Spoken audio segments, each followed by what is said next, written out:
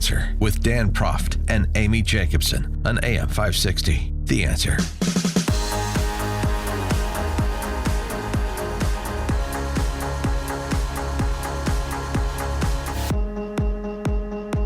Good morning, Dan and Amy. So good news coming down the interstate here in Illinois. Gas tax doubling effective Monday. That's super because, of course, it's going to fund infrastructure and all that great stuff to make Illinois. Yeah, fill up Friday. Everybody should fill up today or Saturday or Sunday. To continue to make Illinois the destination state that it's become. Because, it's growing so fast. It's so attractive to locate here. It's so attractive to start a business here, to expand an existing business. At least that's what I understand from the political class.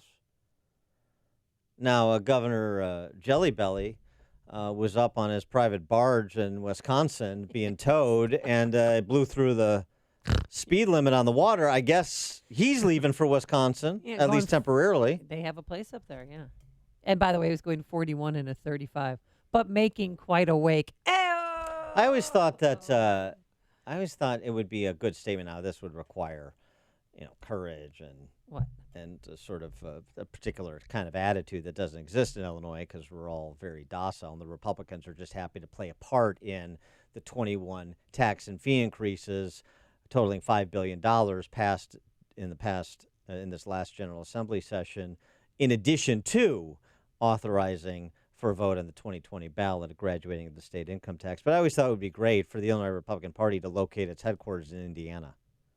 Make a statement. Make a statement, yeah. But that hasn't happened. What is happening, this new report from the Badger Institute, our friends north of the Cheese Curtain there.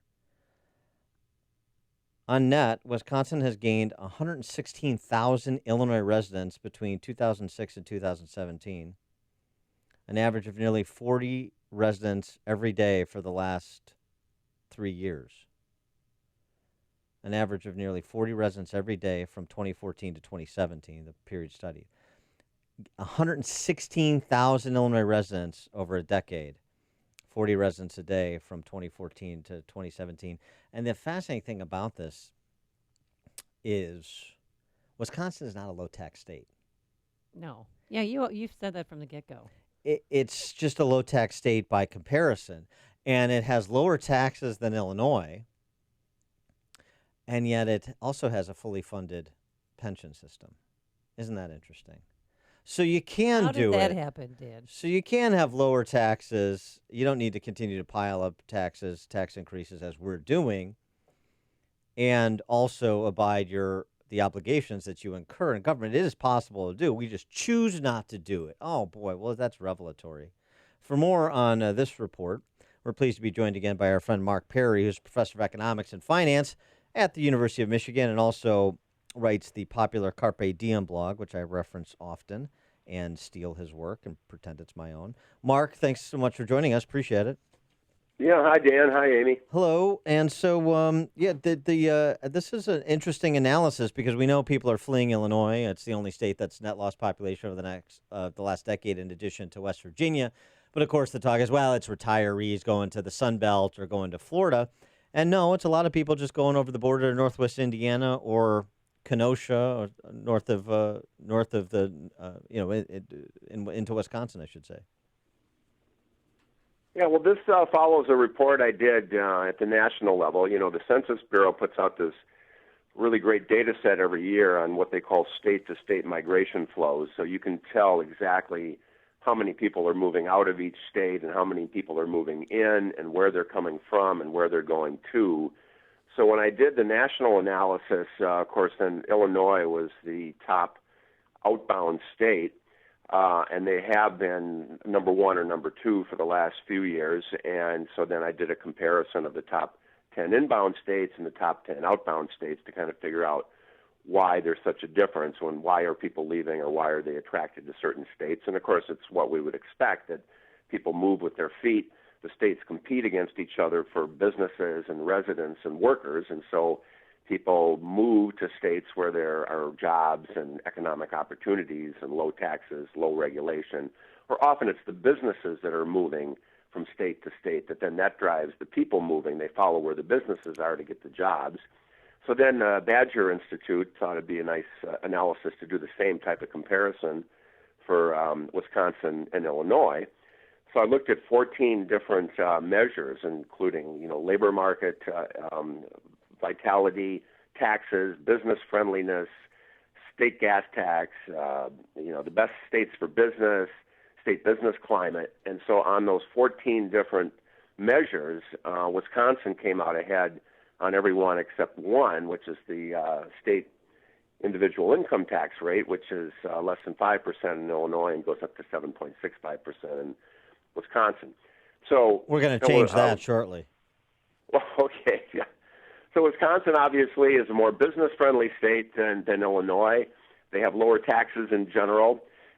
It's better for workers. It's better for businesses. So that would explain why there's this exodus or outflow from Illinois into Wisconsin. And as you point out, Wisconsin, isn't maybe the lowest taxed or lowest regulated state, but in comparison to Illinois, it is a much better environment for businesses and for workers. And so that would explain the net outflow of 40 people every day leaving Illinois for Wisconsin. But they're all going to other places too, such as Tennessee, Texas, Florida, right? Did you? Oh, sure. Yeah. If you look at the national data, and I didn't do the exact analysis for the state of Illinois, but the states that are attracting the greatest amount of inflow are like Arizona, Nevada, South Carolina, North Carolina, Florida, those types of states because of Tennessee, Kentucky, because they have low taxes, and some of those states have no state income tax at all. And so, again, it's this idea that there's 48 states or 50 states competing for workers and businesses, and businesses and workers make decisions on where to move, based on where they have the best economic opportunities. And so Illinois, is like in some measures, in terms of their credit rating and fiscal condition, they're the worst state in the country. They have almost a junk bond rating for their credit. And they're the worst state in the country on fiscal condition overall.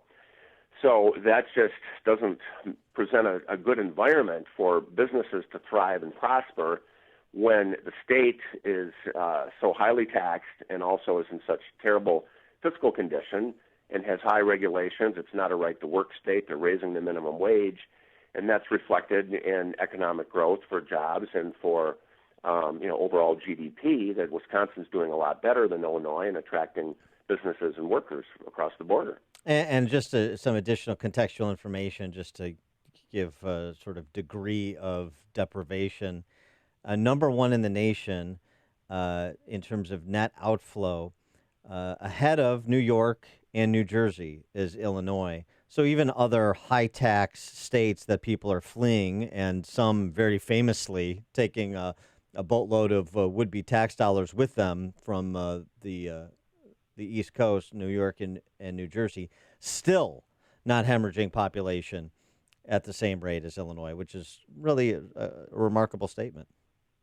Oh, yeah, they're ahead of New York, New Jersey, California, Connecticut, and Massachusetts. Yeah, they're the number one state in the country for net outbound, flows out of the state into other states. And again, it's often the businesses that make the decision to relocate to where they have the best environment, where it might be right to work, lower corporate income tax, a better business climate, less regulations.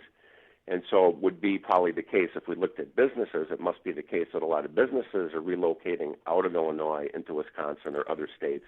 And then that's what then kind of motivates the migration flows of people moving out of the state to where the jobs are. People always ask me, okay, Dan, so you bore them with all of this data, and they know things are bad in Illinois. So how does this end? How does this end? What's the watershed moment that changes the trajectory of Illinois? And with $140 billion in unfunded pension liabilities and all the rest that what would you say in terms of what are some possible outcomes? How this ends or changes, if not through political leadership, if through the inexorable nature of economics? Yeah, well, I suppose, if Illinois continues to be the number one outbound state in the country, that you would think at some point, because they're losing not just residents, they're losing taxpayers and businesses and jobs, and so you would think at some point, if this goes on year after year and they're the number one net outbound state every year, it would seem at some point they would have to realize that there's things that they can do to stop that outflow, and that would be to create a state that's more like Wisconsin in terms of just a lower regulatory burden, lower taxes, a more business-friendly state.